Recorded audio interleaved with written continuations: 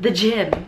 The gym was great and I really liked it. I love that I can be in my own space, and I've come to this place where I'm feeling like a little bit more secure with myself and what I do. And if people talk to me a certain way or react to me a certain way or look at me or do something a certain way, I'm starting to become less and less affected by it, because I've learned that everybody's reaction, everything that everyone says and does, is because it's a reflection of what's inside of them and how they perceive the world, and it has nothing to do with me.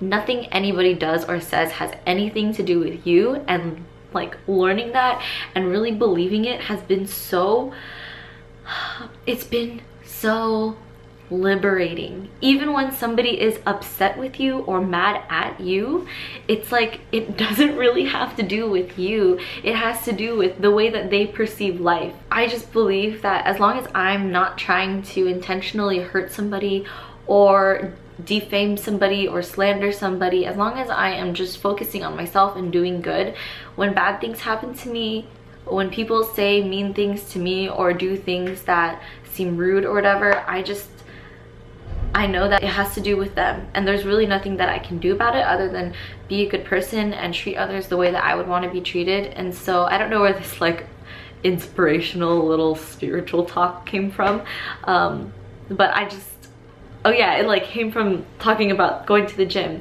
And so I know a lot of girls get really insecure and like nervous and really uncomfortable when it comes to working out when the gym is really crowded, or you're new to it, or there's like a lot of guys there and like you really don't know what you're doing. But no matter what anybody else thinks, it has to do with them. It has nothing to do with you. And at the end of the day, their thought about you or anything else has no effect on what you do, has no effect on your life unless you give it that effect.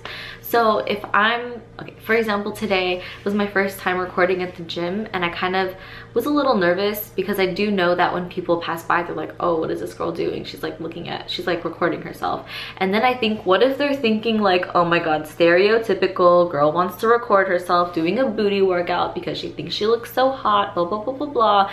Like, who is this basic ass bitch? But then I realized like those are thoughts that I think someone else would have about me, but how do I even know if they're true? And even if they are true, what does that have to do with me, and what effect does that have on my life? And it's not just recording myself, it's just doing anything. I started to get more comfortable learning this and working out at the gym when I realized, like, one, guys who are like looking around at the gym or whatever, like you think they're looking at you, they could be looking at you, but most of the time they're just like zoning out because they just like finished a really heavy set or reps or whatever. But even if they are looking at you, so what? Like, they're having their own experience of their existence completely separate from yours, and like no matter what people think, that's just what they think, and it has no hold on you. So I could be doing the weirdest thing in the world, and when somebody passes by and thinks that it's weird, well, okay, you think it's weird.